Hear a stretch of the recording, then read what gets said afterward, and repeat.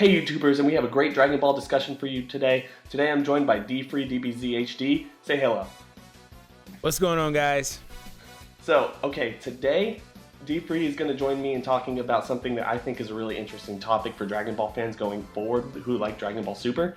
And that is, how will the transition work for Dragon Ball Super fans who are really anticipating the Funimation dub but are actually watching the sub version as it comes out from week to week? Will people really still enjoy watching the Funimation dub, or will there be this been there, done that type of feel? D-Free, do you have any ideas on this? Well, yeah, I mean, like, I think that, like, for me personally, I grew up with the dub. I mean, I'm 22 now, so the dub was out when I was, like, freaking like 5 or whatever, something like that. It was so long ago, and I would just remember watching it, and I would tune in weekly, and then they'd rerun it, and it would piss me off, but I'd still watch it every day. And it just, I grew up with the dub, and I was always one of those people that was just like, hey, up until like maybe like a year ago, honestly, I was just like, hey, I won't watch the sub. I don't like the voice actor Masako Nozawa. I'm not into that. I don't like reading subtitles. But within the last couple years, maybe I really want to say, not really the last couple years, I want to say maybe the last 6 years, 7, maybe even 8 years. I'm throwing numbers around. Probably when I was like 13. Okay. When Naruto was coming out, I used to watch it, and I enjoyed it a lot. But I found out that at that time, I'm also going to do a video on this anyway, how I got into Naruto. But I found out at that time that YouTube, you could have full episodes on YouTube. So what I would do is I would just, check out all the episodes on YouTube. Back then, they didn't care. And I started watching Naruto Shippuden. And it was obviously way too late down the line. It was all Japanese, and I started watching the Naruto movie, so I really fell in love with, being able to watch animes in advance and then watch subtitles and whatnot.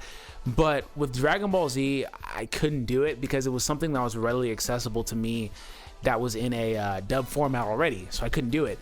So, kind of getting back on topic here, I think that gradually myself, I was able to morph with my Dragon Ball Z fandom and was like more open to it, because in the same aspect with Naruto, Dragon Ball is it's readily accessible right now, but in this day and age, it's readily accessible to us right now in a subbed format. So it's kind of like, well, would you really sit here and wait maybe a year and a half before it actually freaking premieres from from when Super premieres in Japan versus when it premieres in a dub? Would you really wait all this time, wait till the series is done before you sit there and actually sit down and watch it? I don't really see you being able to say, hey, I am a legitimate fan of the series when this content is right in front of your face. You can't go on YouTube without seeing something about this content. It's just all over the place. And you're going to, purposely go out of your way to avoid it because you have a bias towards the dub actors. And it's okay to have a preference. I don't have anything against the dub actors. Honestly, I'm kind of torn because I grew up with the dub, but honestly, in all truthfully honest, like the sub has grown on me so much. Like I said, I've always been a fan of subbed anime, but as far as Dragon Ball Z goes, that was always my one thing. I couldn't do it. Like, I've fallen out with Dragon Ball Z. I stopped watching for a couple years, come back. I always come back to it, but like I couldn't do it with the sub. And honestly, Masako is great. Like Masako Nozawa, she's great. I think that she is an incredible voice actor. People get mad that she whines a lot and she's a female for Goku, but the thing is, she really captures Goku's character well. Sean Schemmel, like, he's great. I enjoy him. I don't like anybody else aside from him. That's a Goku voice actor. That's a male and in a dub format. But the Sean Schemmel thing is like, my personal opinion is like, he captures Goku well, but he kind of makes him sound. He makes him sound a little bit too. What's the word? Like a little too heroic to me. Not just lines. I'm not talking about lines, but just his voice in general. I think that Mosaka's voice fits Goku a little better because Goku is by nature supposed to be this really playful guy, you know, like a man-child, if you will. And I think that, especially lately, Sean Shammel's voice has been a lot deeper with Goku lately. And it just seems really weird to me. But I think that, you know, from a fan perspective, there's going to be a minority of fans that are going to be like, hey, you know, I don't want to watch this show. Like I was saying a moment ago, I don't want to watch this show because I don't want to read subs, or I don't like their voice acting. I don't like this or that. And in my opinion, I'm like, hey, you're missing out because, you know, this is great. And you're really going to sit there and be the only person that hasn't seen the series. Yeah, exactly.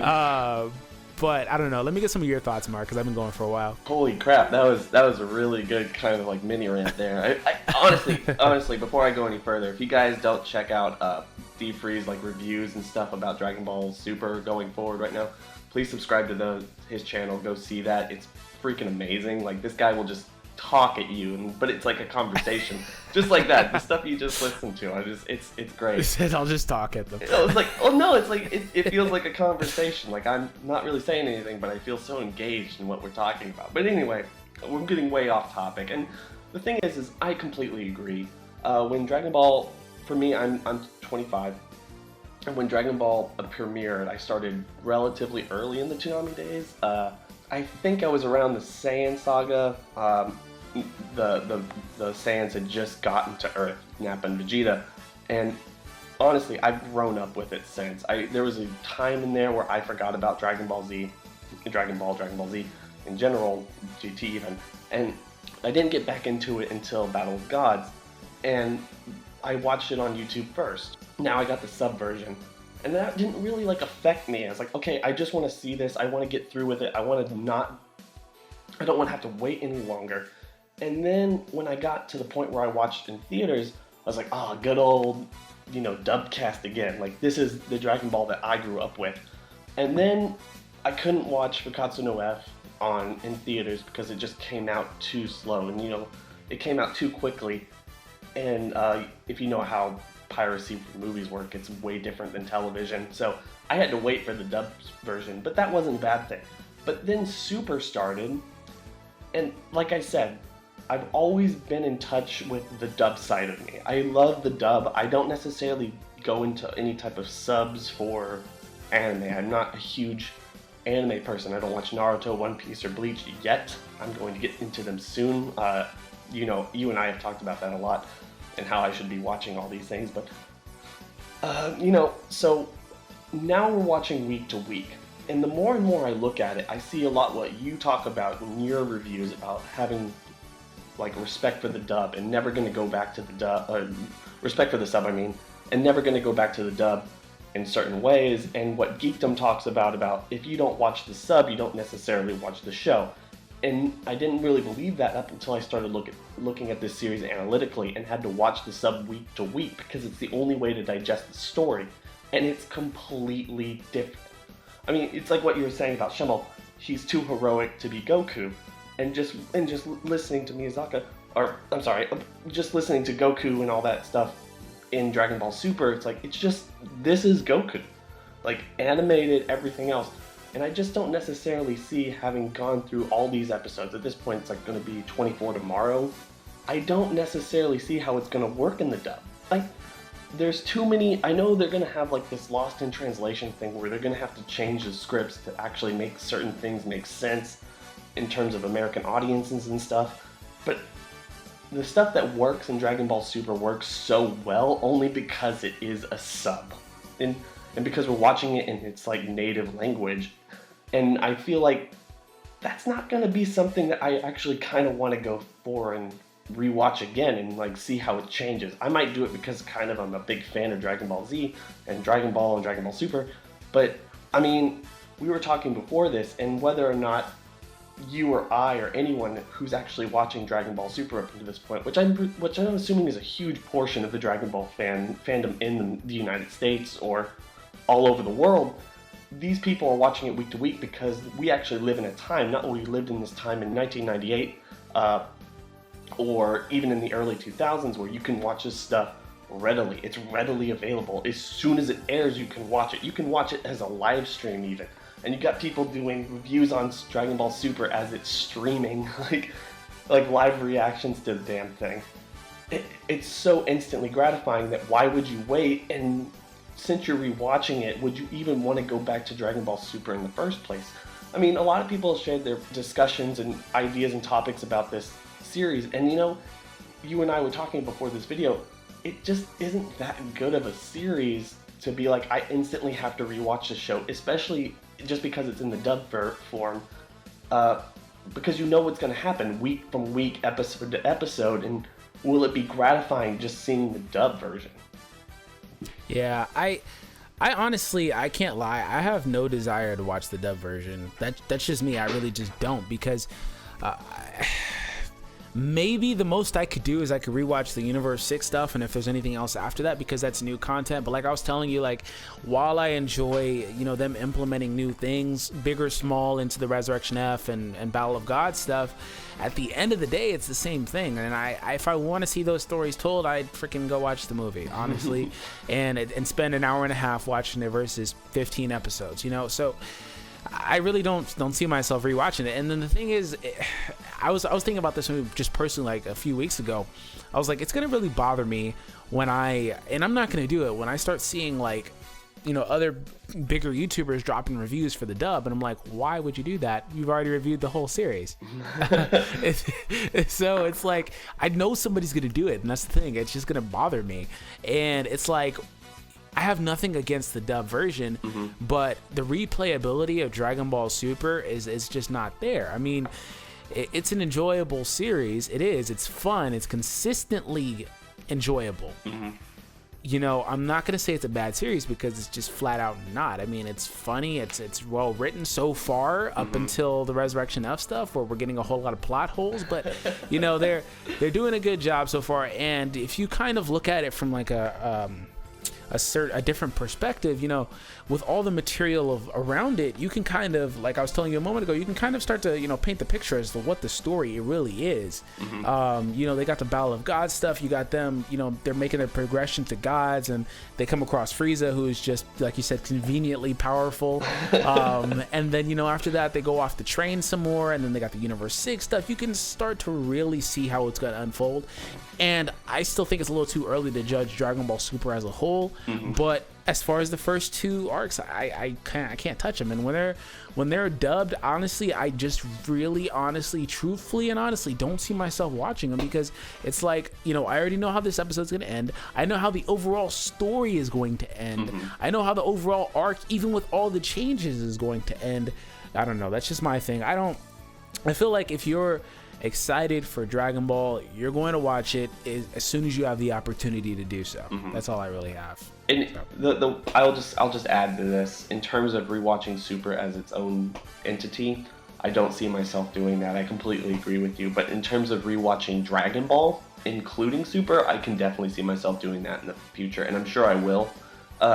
I've said this in my last couple of videos. Dragon Ball Super to me seems like so much of a victory lap for Toriyama and Dragon Ball itself at this point, that it's just nothing but like a walk down memory lane. And I have my own predictions about these Champa Universe 6 people, and how there's just going to be no tension. I know you and I have talked a lot about tension, and how there's like no tension in Dragon Ball Super, and there probably won't be at any point anytime soon. So I actually have this thought process that this Universe 6 arc and the tournament coming up is going to be nothing more than like a walk down memory lane. Even all these people just remind me of things that we've seen in the past, and I think that's exactly what they're there for. And I think, personally, if I go back and I rewatch Dragon Ball, and I rewatch Dragon Ball Z, and then I go into Super, and I watch this in this series, as I have just rewatched, like, all, what is it, like 400 episodes prior or so, that's going to be really emotional for me, and I'm sure it will be really emotional for any fan, because this series is just so much like, do you remember what happened back then? How far have we come? Even in the dang opening and closing songs, I mean, that's what the lyrics are about. It's like, we're not supposed to be here, but we are, and like, that's the beauty of it. And it's like, I think rewatching Super as a whole is going to be great. And I might see myself doing that with the dub earlier down the line, but I am not going to be scratching at the door to watch the dub, and I thought I was, and that's just the weirdest transition I think I've made as a Dragon Ball fan as soon as Super started. And I think that's the most impactful thing that's happened to me as a Dragon Ball Super fan, or Dragon Ball fan, ever since Dragon Ball Super started, was I have really learned to appreciate the sub. Yeah, and a lot of it for me comes from watching, Geekdom, because I don't think I miss any single one of Geekdom's videos. Like, I watch every single one. True. And then he really just was like constantly, you need to watch the dub or the sub. You need to watch this every single video. I was like, what the hell is the hype about? It's the same show. And I was like, fine, because I was like, I came to a point where I was like, I wanted to up my knowledge on the series and stuff like that. So that's when I just was like, okay, I'll start rewatching stuff. And I was like, damn, this is not what I remember at all. It's really not the same show. Like, they changed so much stuff. It's really not the same show. And I was just like, whoa, I was enamored with it, and that part of started my enjoyment for Super, because like I said, it's a fun series, and I enjoy it a lot more than I do watching Dragon Ball. I enjoy Super and subbed more than I think I would enjoy the dub version. It's not, people have this I don't know, this mindset that if it's not in your native language or your first language, which would be English for majority of fans, I'm assuming, it can't be good, and they have this feeling where, like, reading subs detracts from the experience, and it just truly doesn't. Because the whole thing, in my opinion, reading subs actually makes me more analytical with it, because if I'm sitting there watching it for enjoyment and I don't have to focus on it, I'm just watching it, and I don't remember anything, to be honest. I'm just like, damn, that's tight. But if I'm reading, I'm focusing on the script, so I know everything that they're saying. And so from an analytical YouTuber type aspect, it helps out a lot as well. And I just think that, being able to watch these type of shows and these series in different formats is great. Being able to do so because it's readily accessible, you can do so. We live in a time where all this stuff is on the internet. It's you can go buy it from here, you can do that, you can do whatever you want to get this content. So why wouldn't you? That's pretty much all I really have. I mean, yeah, me too. I think at this point, Dragon Ball Super, like I said, the most impact that series has had on me, and I think for a lot of fans who are watching this video or not watching this video, is the fact that I think as going through the last, 25 or so weeks of actually having Dragon Ball Super around, we just appreciate the sub way more. And a lot of that also goes to people like Geekdom and everyone who's just been pioneering this. You have to watch the sub. It's a completely different show. And I agree with that sentiment where it's like, it can't be the same. It can't be a different show, because it is what it is. It's just Dragon Ball. And then you go back and you listen to, just how much difference a voice cast can make, let alone changing any lines or something, and how certain characters are portrayed and everything, like you talked about in the earlier parts of this video. It's just mind-blowing. And I think that's one of the reasons a lot of people out there have really appreciated Super over things like Dragon Ball GT, for example. It just feels like we've grown up with these characters, and even in the best of the dub moments, you get a great sense of who characters like Goku are, or Vegeta, or Krillin, or any of those other people. And just watching the sub version is just so much more purely that, and who these characters are and everything. Just because, it's its native language, it's its native way of speaking and acting, and the voice cast and everything. And I think that it's having a profound effect, and probably one of the reasons a lot of people are still watching the sub, even if they're not terribly excited about exactly what's going on or the lack of originality recently with the series.